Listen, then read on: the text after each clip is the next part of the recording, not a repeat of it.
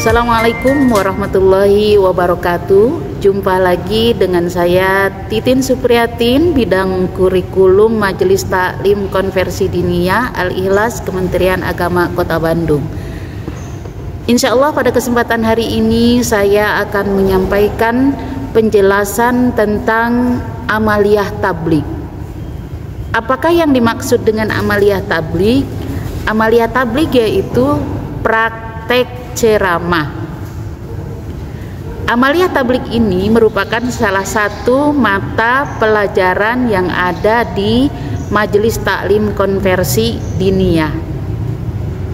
Karena memang merupakan salah satu mata pelajaran yang ada di Majelis Taklim Konversi Diniyah, praktek ini menjadi sumber penilaian santri yang kemudian nilai tersebut akan ditulis di rapot santri.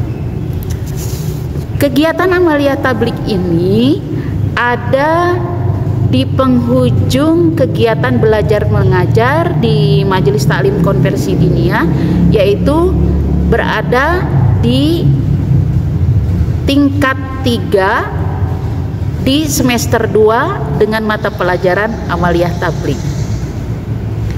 Kemudian materi apa yang nanti akan disampaikan oleh santri saat amaliyah tabligh? Materi yang disampaikan yaitu materi-materi agama yang memang bersumber kepada Al-Quran dan hadis, sebagaimana materi-materi yang disampaikan oleh dai dan daiyah. Dan perlu diketahui pula bahwa ada langkah-langkah atau tahap-tahap yang memang harus dilakukan oleh santri sebelum melaksanakan amaliyah tabligh. Langkah pertama adalah mengkoordinasikan tempat pelaksanaan. Jadi sebelum melaksanakan amaliyah tabligh, santri diberi tugas untuk memilih tempat praktek. Kenapa santri harus memilih? Karena di dalamnya ada pendidikan bagaimana santri bisa mandiri, kemudian bagaimana bisa berkomunikasi, menyampaikan pesan-pesan pengurus Majelis Taklim Konversi Diniyah tentang amaliyah tabligh. Tempat ini bisa dilakukan di Majelis Taklim dengan berkoordinasi terlebih dahulu kepada DKM, atau boleh juga tempat-tempat taklim lainnya, bisa di kelompok remaja, di Karang Taruna, bisa di instansi-instansi tertentu atau lembaga-lembaga tertentu. Yang jelas ada kesepakatan antara santri dengan pimpinan lembaga atau tempat taklim tersebut. Kenapa harus ada kesepakatan? Karena memang pada pelaksanaannya nanti itu akan terkait dengan jamaah yang akan menjadi sasaran amaliyah tabligh. Artinya pengkondisian jamaah ini nanti akan dilakukan oleh DKM atau lembaga-lembaga terkait yang menjadi tempat santri praktek amaliyah tabligh. Yang selanjutnya, tahap kedua, bahwa santri harus melakukan konsultasi materi. Materi yang akan disampaikan nanti ke waktu amaliyah tabligh itu harus dikonsultasikan terlebih dahulu. Pertama, konsultasi dengan pembimbing satu, yaitu secara teoritis, dan pembimbing satu ini ditentukan langsung oleh bidang kurikulum terkait bahwa materi ini sangat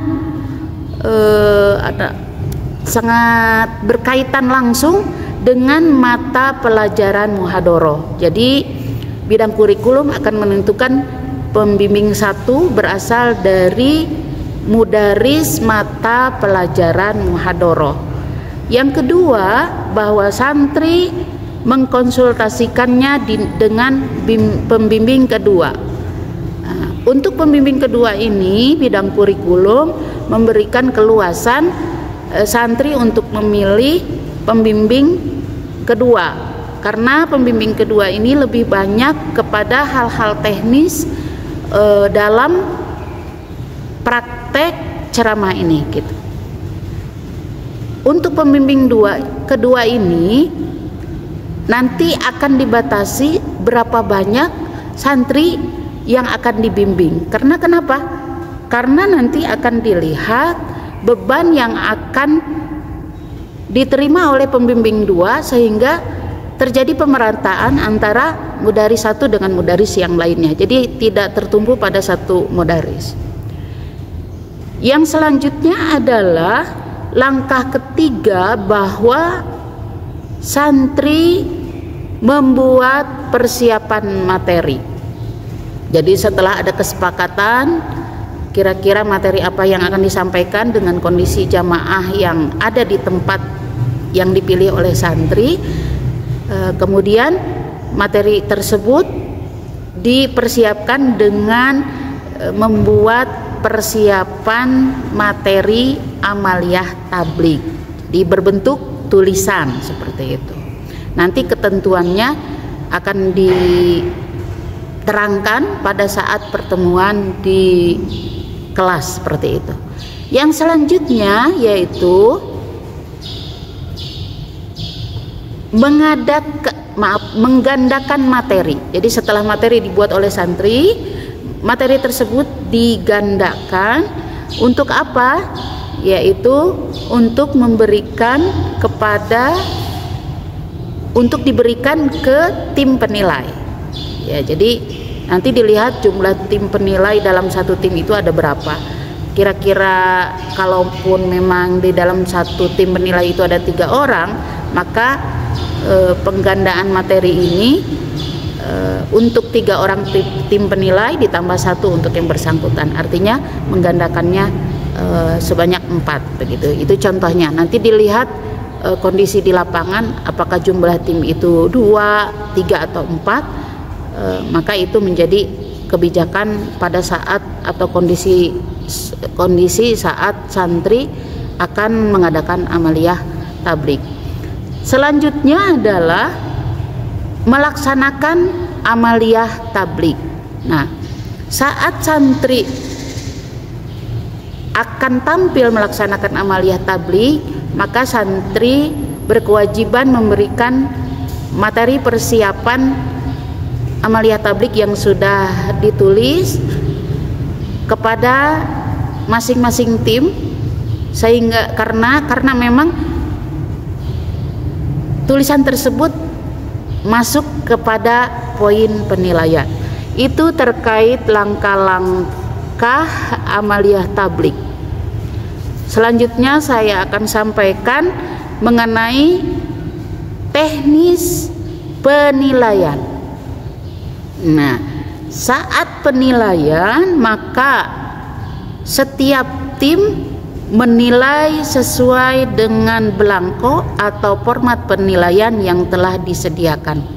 Nah, kalau memang di tim itu ada 3 orang contohnya, maka setiap orang punya kewajiban untuk menilai. Setelah itu dikumpulkan nilai tersebut untuk direkap. Kepada siapa nilai tersebut diserahkan? Yaitu diserahkan kepada Tata Usaha Majelis Taklim Konversi Diniyah. Artinya dari masing-masing tim itu masuk ke TU, kemudian direkap oleh TU. Setelah direkap oleh TU atau Tata Usaha, maka wali kelas meminta rekap tersebut untuk ditulis dan dimasukkan ke dalam rapot santri. Yang selanjutnya adalah evaluasi amaliyah tabligh. Nah, evaluasi amaliyah tabligh ini dilakukan secara bertahap. Tahap pertama dilakukan oleh masing-masing tim. Ya, kalau memang di sana ada 3 tim, berarti ada 3 tim yang melaksanakan evaluasi secara kelompok. Setelah tim melakukan evaluasi, maka ada evaluasi secara keseluruhan, yaitu evaluasi di antara pengurus. Kenapa harus ada evaluasi di antara pengurus? Sebab evaluasi amaliyah tabligh ini menjadi standar perbaikan dan standar atau dasar pengembangan pelaksanaan kegiatan belajar mengajar nanti di Majelis Taklim Konversi Diniyah. Selanjutnya, jika memang memungkinkan, boleh evaluasi tersebut secara umum disampaikan kepada santri Majelis Taklim Konversi Diniyah dengan tujuan sebagai evaluasi buat santri, kemudian juga menjadi motivasi buat mereka ketika nanti akan menjadi lebih baik, terutama ketika mereka menjadi alumni, dapat mengembangkan amaliyah tabligh ini secara lebih baik. Tetapi untuk penyampaian kepada santri disarankan hanya bersifat